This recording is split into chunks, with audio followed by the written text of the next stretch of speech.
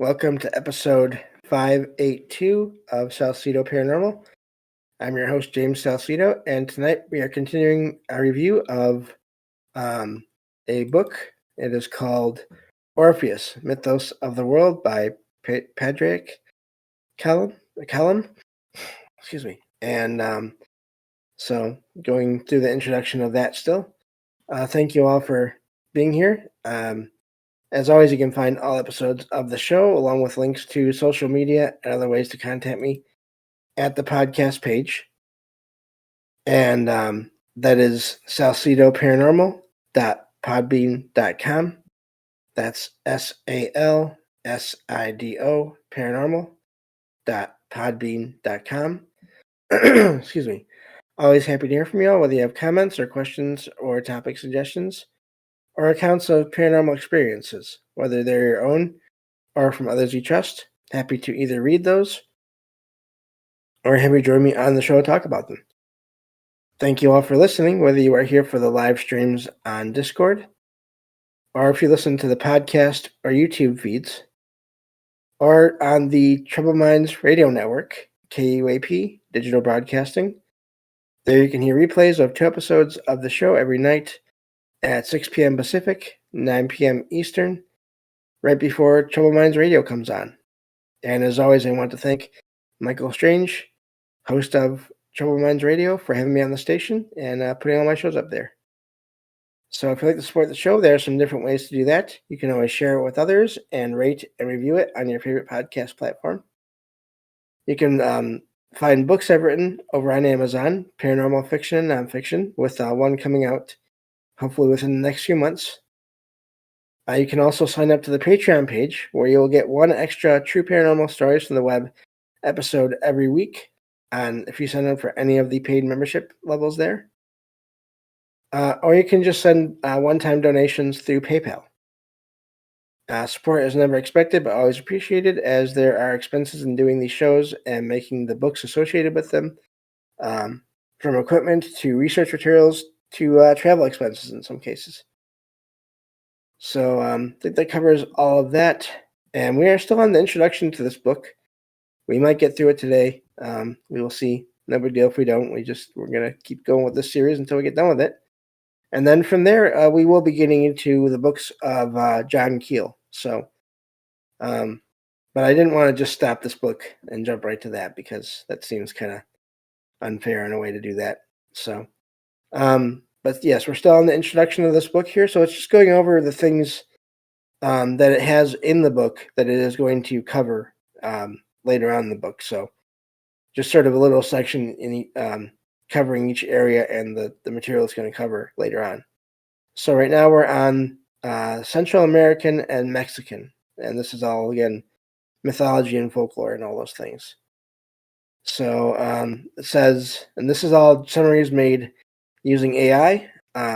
This is not the actual material from the book. I put that into the AI and had it summarize it, and these summaries are what I read, and then we talk about them. So this starts off. It says, no, I'm not sure how you say this. I'm going to go with Edward Seller. Groups Guatemala, Yucatan, and the area, including Mexico City, together as a single cultural area, with the shared calendar being the clearest expression of their unity. In this view, the Mayan, Toltec, and Aztec cultures are considered varieties of a single civilization. Again, this is just the material. This is not, I don't know enough about this to say yes or no, that they're right or wrong. This is just what is going on here. It says the most dramatic rendering of this culture's mythology is the Popol Vuh. Not sure if I'm saying that right. A book written, and again, I'm going to mispronounce everything in here, so I apologize, but that's going to happen. Written in a Mayan language in Guatemala during the 17th century. The main knowledge of this book comes from a French translation by Abbé Brasseur de Bourbourg, not sure, based on a Spanish version of the native text.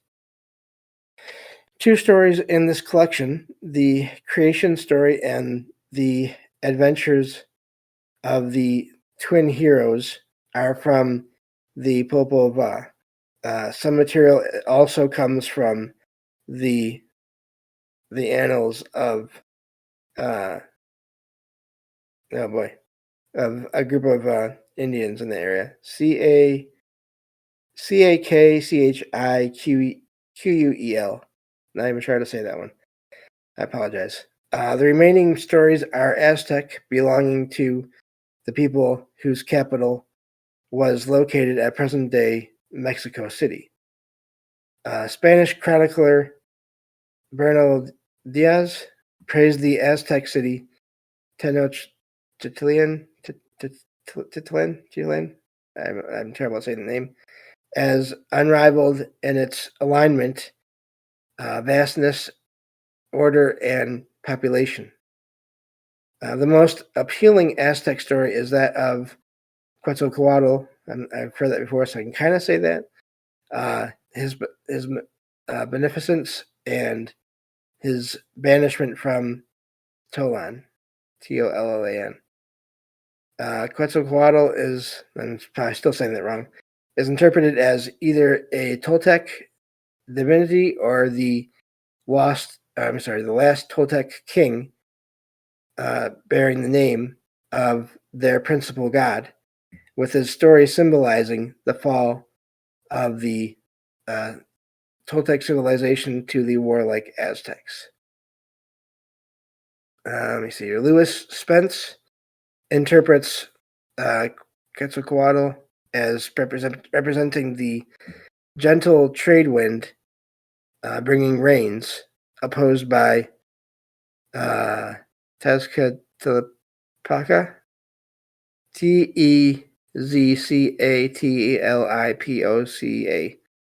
the monsoon, who chases him away. There's another name for that one I just said, which is Huracan, Hurakan, has become a generic term for tempestuous winds. Ancient Mexican art gives the impression of an earthbound civilization. There you go. With figures seeming rooted and thought never becoming abstract. Aztec religion was the most terrible among great civilizations, involving human sacrifices, thousands of human sacrifices annually to appease rain deities. Despite its grisly reputation, the Aztec religion rewards deeper study with its earnestness, beauty, symbolism, and insights into religious science and tradition. So, let's see here, there's a little bit left. It says, the terrifying rites that also evoke a sense of human helplessness before the gods that primitive religion professes and reason seems to support. Let me see here. So that's the end of that one. Just, of course, want to point out again, it did mention that they seems like they were talking about being from outer space, from somewhere else other than Earth. Maybe not even outer space, but just not from Earth. So that is amazing. Yeah, so that's the first section there we'll go over tonight. And let's see here, we're doing okay on time, so I can keep on going here. This next section is Zuni. The Pueblo dwelling Indians, chief among them the Zuni, belong to a stage of culture directly preceding the great civilizations of Middle and South America. Like those civilizations, Zuni culture and religious thought are fundamentally shaped by the cultivation of maize, and that's a kind of corn, I believe. The story included here is from Cushing's Zuni creation myth, published as a report of the Bureau of American Ethnology in 1896. Excuse me. Cushing's observations on Zuni culture were made between 1879 and 1881. So he describes the Zuni faith as a drop of oil in water, surrounded and touched by the flow of alien belief, but never penetrated or changed inwardly. A casual visitor, that's an amazing analogy in that. A casual visitor to Zuni might infer the contrary based on signs of outside influence, such as the presence of horses, cattle, donkeys, sheep, goats, swine, chickens, peach orchards, wheat fields, carts, metal weapons, and tools. Native silversmiths use crude iron and stone tools to craft silver coins into jewelry worn by most Zuni. And men often wear clothing made from gaudy calico and other thin products of civilized looms. These elements were initially gifts from noble Franciscan friars and their less noble Spanish companions. Okay. Though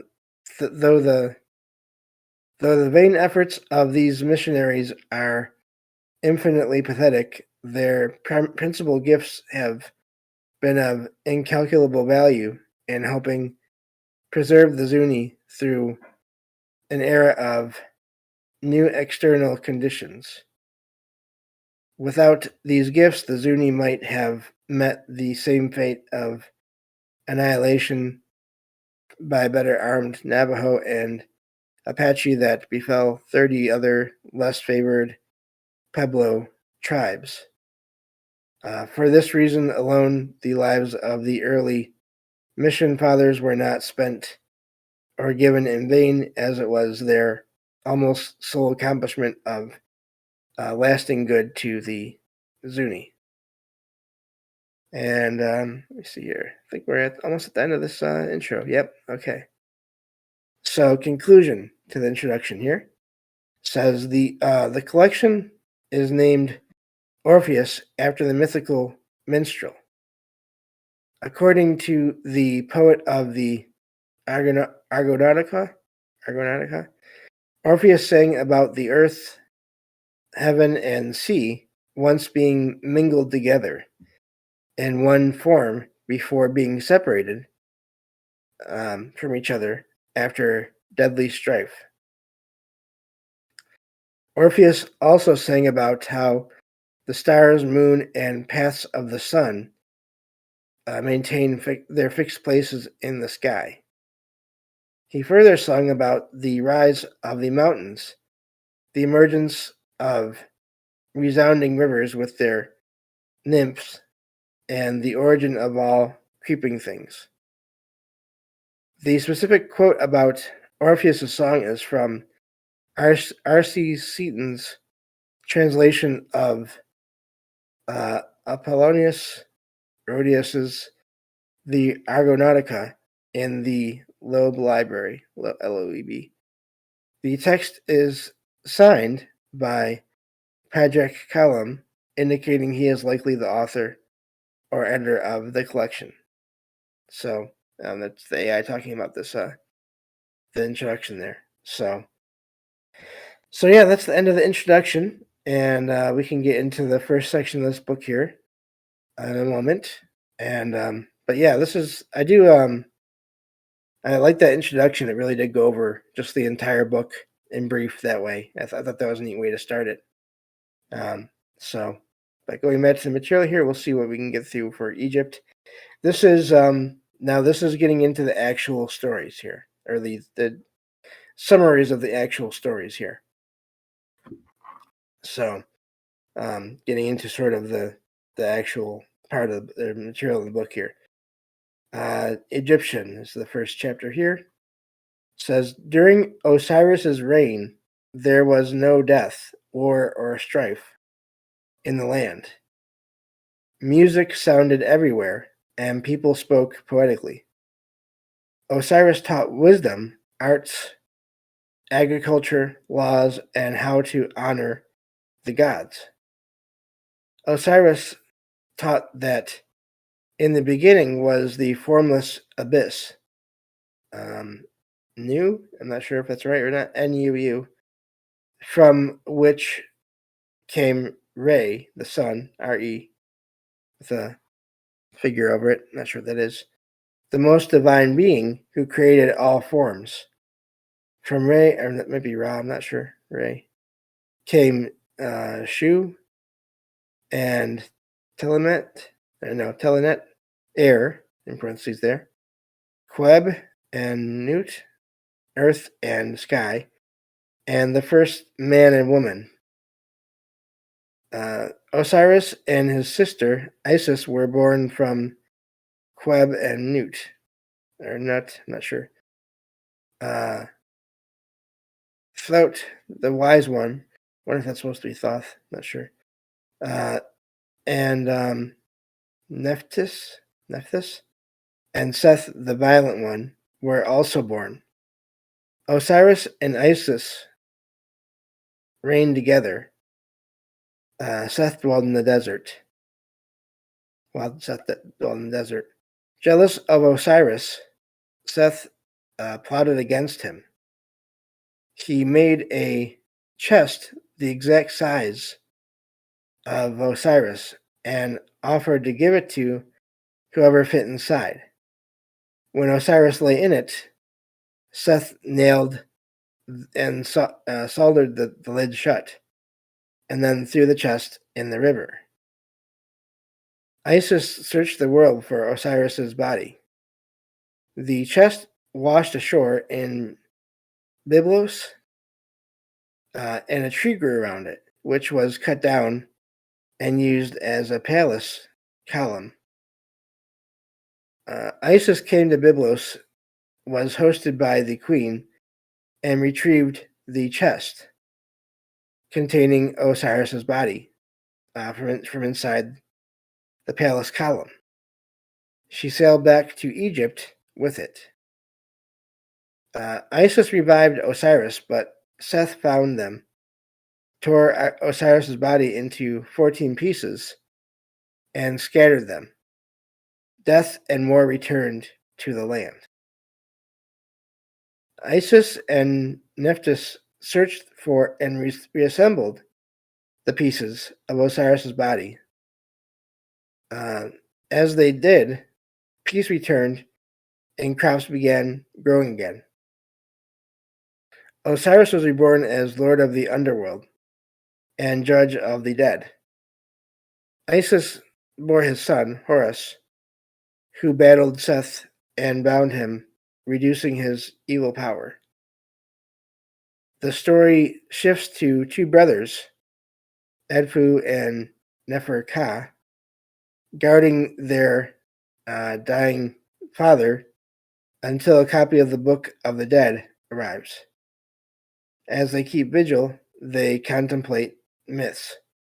So I just want to stop there real quick. I've heard different versions of that first myth there regarding the whole thing with Osiris and everything. So just keep in mind that is the retelling as of this one book, but there may be others. It's amazing when if you read any or listen to any kind of other books about these things. Each book seems to have either a different way of telling the story, or it'll put in different, like one different detail here or one different detail there that maybe actually was there, but then the other books didn't include. So it's very it can be very murky, I think, trying to keep track of all the things.